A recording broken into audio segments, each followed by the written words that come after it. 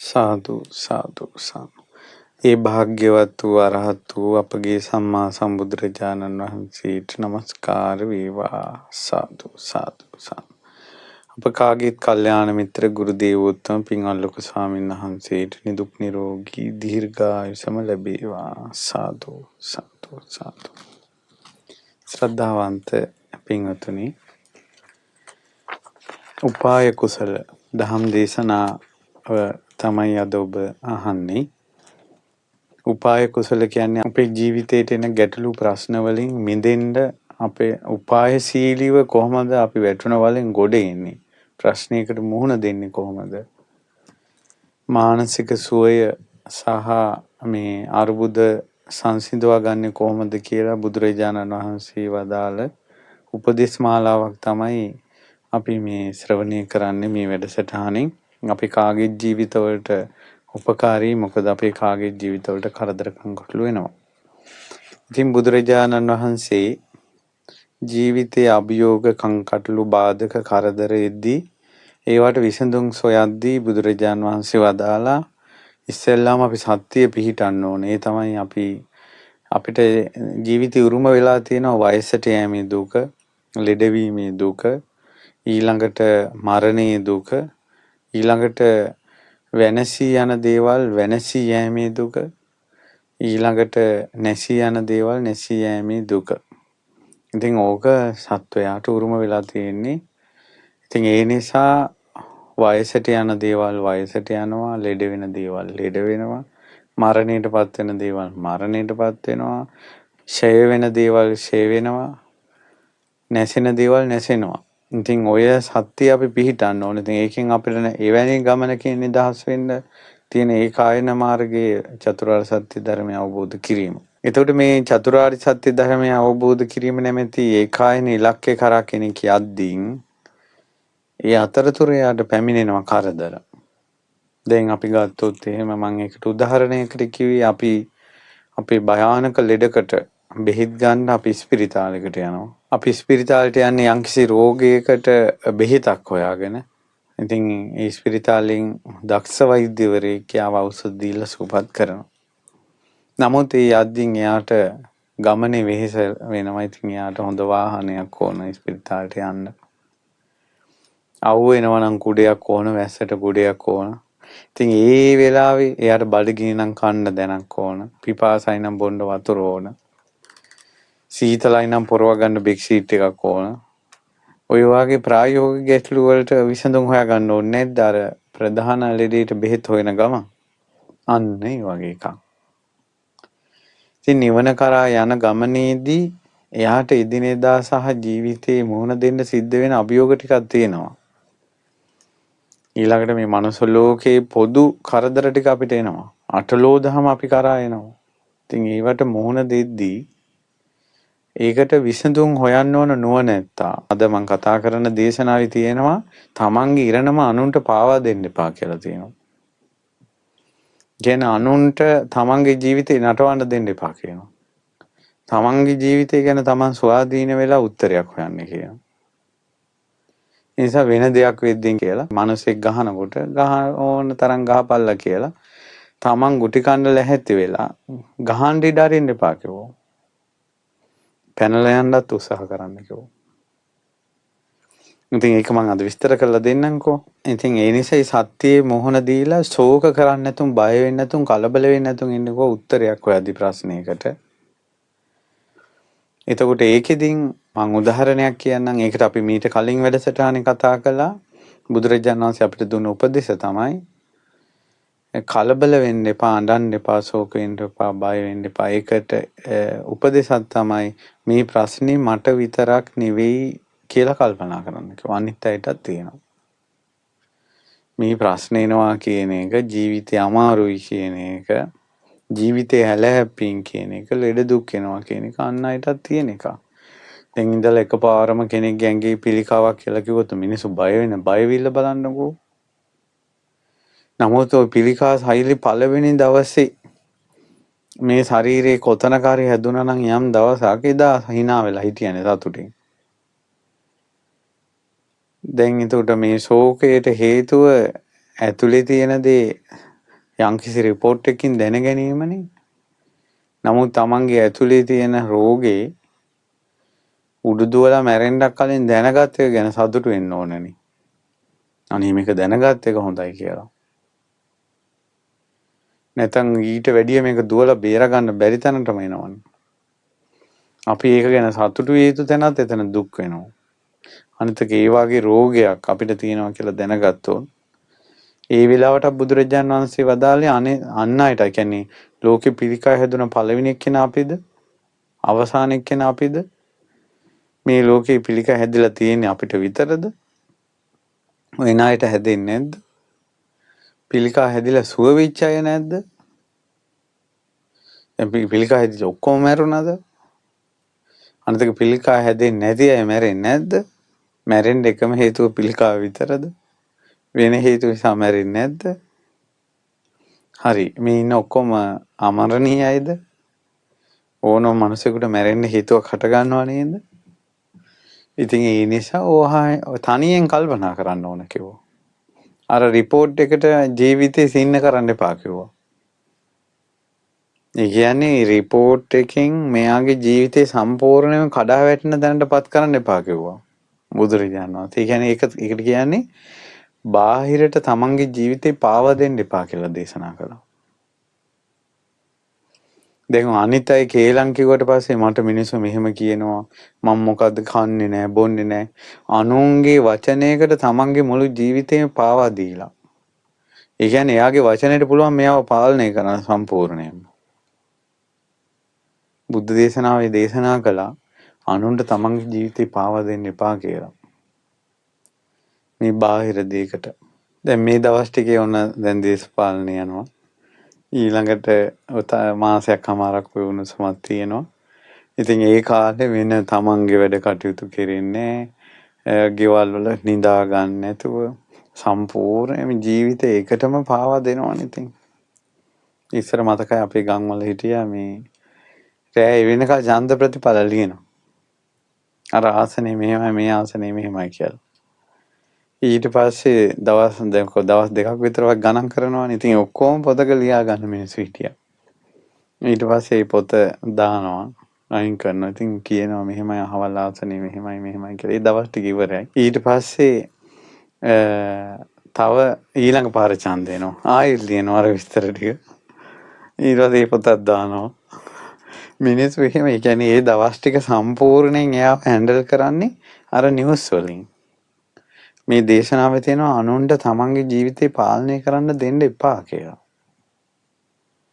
අනුන්ගේ අතකොළුවක් වෙන්න දෙන්න එපා කියනවා ජීවිතේ. ඉතින් ඒ නිසා මේ report එකක් නිසා ජීවිතේ කඩා ගන්න නැතුව නුවණ ඒ වෙලාවට මෙහෙවන්න ඕන. බණ කියන මමත් අහන ඔබත් මේ ප්‍රශ්නෙට මුහුණ දුන්න වෙලාවේ තමයි ওই අභියෝගේ එන්නේ අපිට. මේක අහනවා කියනවා තරම් ලේසි නෑ මේක. ඉතින් ඒ නිසා ඒකට එක උදාහරණයක් බුදුරජාන් වහන්සේ වදාළේ මේ ප්‍රශ්නෙට මුහුණ දෙන්න අනුන්ටත් මේක තියෙනවා මේකෙන් ජයගත් අයත් ඉන්නවා කියලා හිතලා ඒ ශක්තිය ගන්න කිව්වා. ඊළඟ මේ කලබල නොවීමේදී පොඩ විමසීම ඉවසීම මොහොතක් නැවතීම අඩියක් පස්සට ගැනීම උපකාර වේවි.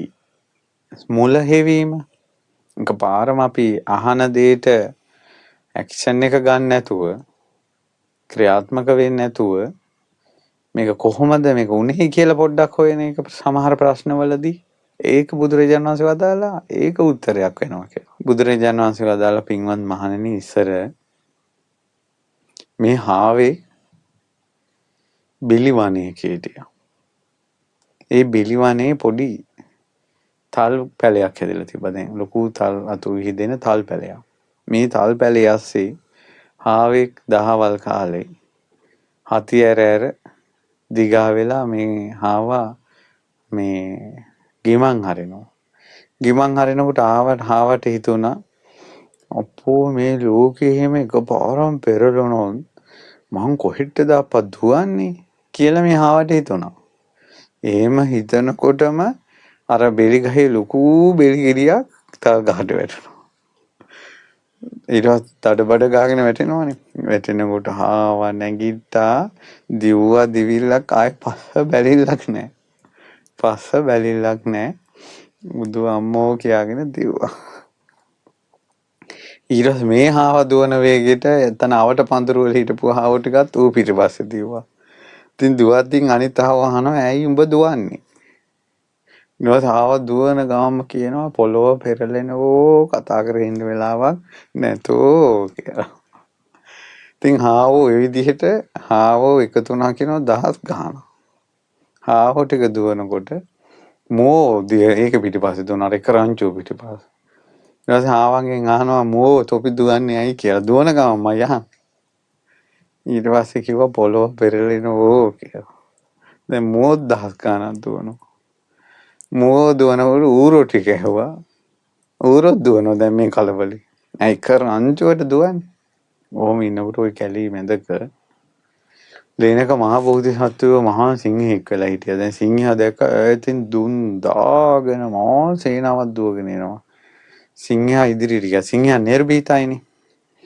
ඉතින් ඊට පස්සේ මේ සිංහයා එකපාරම කෑ ගහලා නැවතෙනියව කිව්වා. ඊට පස්සේ ඔක්කොම ටික ඔන්න ආපු වේගය ටිකක් නවත්තගෙන නැවතුණා. නැවතිලා ඇහුවා තොපි දුවන්නේ ඇයි? ඊට පස්සේ ඔය ඇත්තු ටික කිව්වා මේ එතන ඉස්සරහින් නෙව් කිව්වා මේ පොළොව පෙරලෙනවා. දැන් හරි පොළොව පෙරලෙනවා දැක්ක එකා ගියාපන්. ඊට පස්සේ ඇත්තු කිව්වා මං නම් දැක්කේ නෑ මේ කොටි ටික තමයි කිව්වේ. කොටි කිව්වා අපි දැක්කේ නෑ. මේ ගොන් තඩියෝ ටික තමයි කිව්වේ. ගොන්නු කිව්වා අපි දැක්කේ නෑ මේ ඌරු තඩියෝ ටිකයි කිව්වේ. ඊට පස්සේ ඔහොම යනකොට දැක්කේ එකෙක් නෑ. ඊට පස්සේ අවසානයේ කිව්වා මේ හාවෝ ටික තමයි ඉස්සල්ලාම දිව්වේ. හාවෝ ගියා අර පෙන හලාගෙන අර ඇස් දෙක උඩු කරගෙන අර ඉන්න එකේ කොනෝක තමයි ඉස්සල්ලාම කිව්වේ කියලා. ඊට පස්සේ ඒ හාවගෙන් සිංහයා ඇහුවා තෝ දැක්කද? කිව්වා මම මෙහෙමයි මම බල හිටියේ නෑ. හැබැයි මට තමයි දැනුනේ පොළොව පෙරලෙනවා. කොහෙද?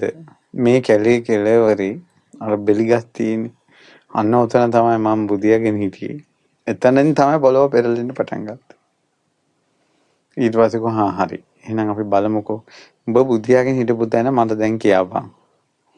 අපෝ මට බෑ කිව්වා. මට නම් මේ පැත්තට යන්නේ. ඊට පස්සේ කිව්වා මමනේ යන්නේ මේ වර කියලා කිව්වා. ඊට පස්සේ ඔන්න ගලක් උඩට ආව නැංග සිංහයා පිට තිබ්බ නැංගපිය දැන් පිටේ කියලා. ඊට පස්සේ සිංහයා දැන් අර වනේ පැත්තට ගියා. ගිහිල්ලා බෙලි මේ මන්දියට යනකොට මුදුර ඉඳලම හාවා කිව්වා නවතින්න යන්න බෑ ඔන්න ඔහෙන් තමයි පෙරලෙන්නේ කියලා. ඊට පස්සේ ඔන්න නැවතුණා. නැවතිලා හාවා බිමට බැලලා කිව්වා අන්න අර තල් ගහ. ඕකේ යට තමයි මං හිටියේ. එතකොට තමයි ඔතනින් තමයි මේ පොළොව දෙදරාගෙන අහස පෙරලීගෙන මේ පොළොව කැරකෙන්න ගත්තේ. සිංහයා එතෙන්ට ගිහිල්ලා පොඩ්ඩක් වටේ පිටේ බලනකොට මේ දැන් ටිකකට කලින් වැටිච්ච ලොකු බෙලි ගෙඩියක් තියෙනවා එතන. ඒතර සිංහයා උඩත් බලලා තේරුම් ගත්තා මේ බෙලි ගෙඩිය තල්ලත්තට වැටිලා තල්ලත්තු ටිකේ වැඩි වෙදී තමයි පල්ලහැට වෙලා තියෙන්නේ. ඒකත් එක්කයි මෙයා ඒ වෙනට කල්පනා කර හිටිය පොළොව පෙරලී කියලා. ඒක මොහු වෙලයි මේකා මේ මුලා වෙලා තියෙන්නේ කියලා අයියෙන් හිනාවකුත් ගිහිල්ලා ආයෙත් ආව අරගෙන ආවා. ඇවිල්ලා අර පිරිසට කියනවා වෙලා තියෙන්නේ මෙන්න මේක. මෝ මේකේ හිතා ඉද්දින් පොළොව පෙරලී කියලා බිලිගෙඩියක් තල්ලත්තට වැටිලා. ඒ තල්ලත්තේ සද්දෙට තමයි මේක දුවලා තියෙන්නේ. තොපි ඔක්කොම එකෙක් කියවපු එක පිටිපස්සේ දුවනවා. කවුද කිව්වේ මොකද්ද හේතුව මොකෙක්වත් දන්නේ නැහැ.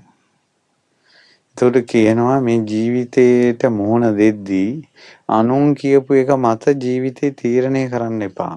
ඒකේ හොයාපියව ඇත්තක් මොකද්ද කියලා. දැන් සිංහයා කියනවා. ඒ වෙලාවේ තමයි සිංහයා කිව්වේ අනුන්ගේ වචනයකට අපේ ජීවිතේ පාවා දෙන්න එපා කියලා. ඒ කියන්නේ අනුන්ගේ වචනයක් නිසා අපේ ජීවිතේ ඉරණම ඒ අයට දෙන්න එපා කිව්වා. බුදුරජාණන් වහන්සේගේ බුදුමුවිනුත් ඒ වචනේ පිට වුණා. ඒ නිසා දැන් ওই ගොඩාක් පවුල් කඩා කප්පල් වෙනවා. අරයා කිව්ව කතා, මෙයා කිව්ව කතා, ආරංචි කතා. ඉතින් මොකක්ද ඔකට හේතුව කියලා පොඩ්ඩක් බලන්න. ටිකක් විමසිල්ලා සාකච්ඡා කිරිලා. ඒ නිසා දැන් ඔයාලා ගෙදර මහත්තයා ගැන මොන හරි කිව්වනම් නෝනා ගැන මොන හරි කිව්වනම් ඊළඟ නෑදෑයෝ නැත්නම් අරයා වුණියන් කළා මෙයා වුණියන් කළා කියලා කවුරු හරි කිව්වනම් ඒක කියන්න හේතුව. ඒ සමහරලාට ඒ මිනිස්සු අතර තරහක් කේලම කියපු එක්කෙනයි අර අය අතර තරහක් තියනවාද? ඒක මුල් කරගෙන කොටවන්නද මේක කිව්වේ? මෙයාලගේ යටි අරමුණු මොකද්ද? ඉතින් ඒ නිසා අපිට කියන කෙනා ගැනත් යම් විමසිල්ලක් කරන්න වෙනවා.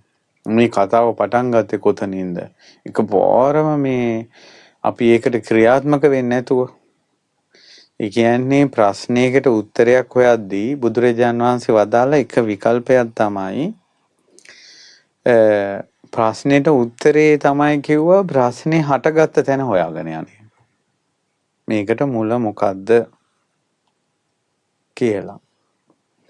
ඉතින් ඒ නිසා ඒ වගේ දේවල් හෙව්වට පස්සේ ගොඩාක් ප්‍රශ්න විසඳිලා යනවා. ගොඩාක් ප්‍රශ්න විසඳිලා යනවා. ඔය එක ආරණ්‍යයක තිබිලා තියෙනවා. ඒ ආරණ්‍යේ ඇතුල් වෙන ගේට්ටුව ළඟම හක් ගෙඩියක් බුලත් වල උතලා. ගේට්ටුව අයිනේ පඳුරක මේ හංගලා. ඉතින් කොහොම හරි ඒ ආරණ්‍ය අතු ගන්න මිනිසයා කියලා නායක හඳුරන්න. නායක හඳුරන්නේ හරි වැඩි. මේ බලන්නකො මිනිස්සෙක් මේ මොන හරි දෙයක් කළා තියෙනවා මේ බුලත් කොලේ බුලත් වල උතලා හක් ගෙඩියක් ජීවම් කරලා ගේට්ටුව ළඟ දාලා මෙතෙන් එන මිනිසුන්ගේ හිත් කැඩෙන්න ඉන්න හාමුදුරුවෝ යණ්ඩයි මේක කළා තියෙන්නේ හුනියමක් කියලා. ඊට පස්සේ හාමුදුරුවෝ කියලා පොඩි නමටක් ගිහිල්ලා බලන්න කියලා. බලනකොට ඇත්ත. ඊට පස්සේ අර උපාසක මහත්තයම කියලා හාමුදුරනේ මේවා ගැන බලන තැනක් තියෙනවා. ඊට පස්සේ ඔන්න දැන් එයාට ගිහිල්ලා බලන තැනින් කියලා අම්මෝ මහ භයානක දෙයක් මේක මෙහෙමයි කියලා. ඊට පස්සේ ලොකු තොවිලයක් නැතුව යක දොර 3 දිනක් විතර ගෙනලා තොවිලයක් නැතලා හක් ගෙඩිය මොහොතට ගිහින් දැම්මා. ඊට පස්සේ ඒ ආරන්නේ ඔය ඊළඟ මාසේ සිල් ගන්න ආපු උපාසක මහත්තයෙක් මේ අර පඳුර ළඟ හොයනවා. මේ පඳුර පාදා හොයනවා මේ වෙන උපාසක මහත්තයා. ඊට පස්සේ දැන් අනිත් අය අහනවා මේ අර අතුගග හිටපු උපාසක මහත්තයා දැන් හෙවිල්ලෙන්නේ නේ කවුද මේ මූණියම් කරන මනුස්සයා කියලා. ඊට පස්සේ ආර්යයන් ඇහුවා ඔබ මොනවද හොයන්නේ මේ කියලා. අනේ බලන්නකො ලොකුුන් නැහැ. මං ගිය පාර මේ ආරන්නේ සිල් ගන්න ආවේ තිරිකුණාමලේ ගිහලා එන ගමන්.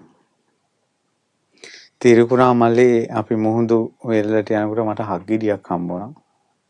මම බුලත් මල්ලේ දාලා ඒකෙදා මේ ආරාමයට එනකොට මේ පඳුරේ ගැහුවා. මට ගෙනියන්න අමතක වුණා. මම බැලුවේ ඒක කොයි කියලා. දැන් මාතර පැත්තෙන් යකදුරෝ 3 දෙනෙක් ගෙනලා තොවියක් කරලා තියෙනවා. අර හක් ගෙඩිය මුහුදට දාන්න.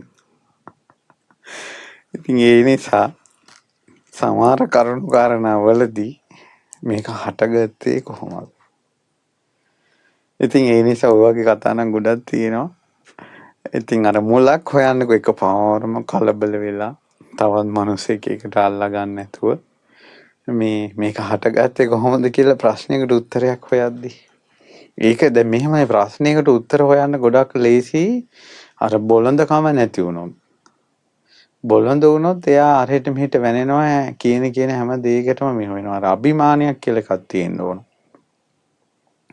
දැන් බුදුරජාණන් වහන්සේ අඟුලිමාලයන්ගේ සංසාර ගමන සුතසෝම ජාතකේ දේශනා කරද්දී සුතසෝම ජාතකේ බ්‍රහ්මදත්ත රජුරු මිනිමස් කන්න පටන් ගන්නවානේ. ඒ මිනිමස් කන්න පටන් ගත්තට පස්සේ ඉතින් මේ මිනිමස් උයන්නේ අරක් කැමියා. අරක් කැමියා රාජපුරුෂයෝ එකතු කරලා අල්ලගෙන රජුරුව අභිමුඛයට ගේනවා. උඹට මිනිස්සු මරන්න කියලා කිව්වේ කවුද කියලා රජ්ජුරු ඉස්සරහා ගියාපන් කියලා. ඒකට එයාට මිනිස්සු මරන්න කියලා තියෙන්නේ රජ්ජුරුවමයි. ඒකට ජනෙල් කවුළුවෙන් දැක්කා අර මේ අරක් කැමියා අල්ලගෙන එනවා රජ්ජුරුව. දැන් රජ්ජුරුවන්ගේ ඔක්කොම කෙරෙට්ටු ඉස්සරහට එනවනේ.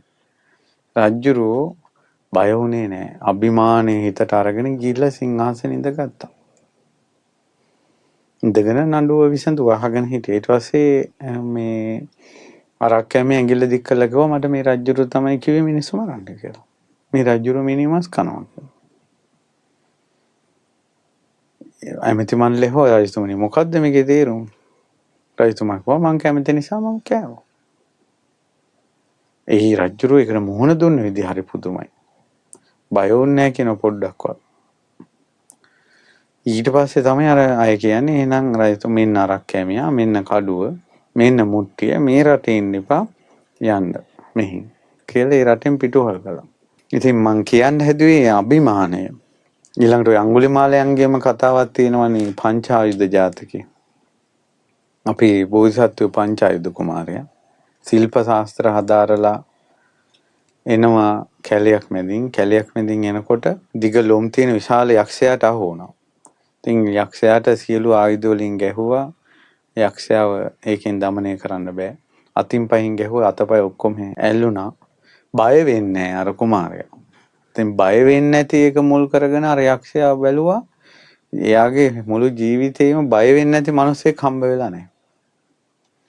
ඒ නිසා ඇහුවා උඹ බය නැති ඇයි කියලා. ඊට පස්සේ කොහොම මගේ ඇඟේ ඇතුලේ ආයුධයක් තියෙනවා. මේ උඹ කාපම් මාව. හැබැයි උඹට මාව දිරව ගන්න නම් වෙන්නේ නැහැ කියලා. එතකොට මහා බෝධිසත්ව උපක්‍රමයක් පාවිච්චි කළේ. තමා ඇතුලේ තියෙන ආයුධය තමයි ප්‍රඥායුධය.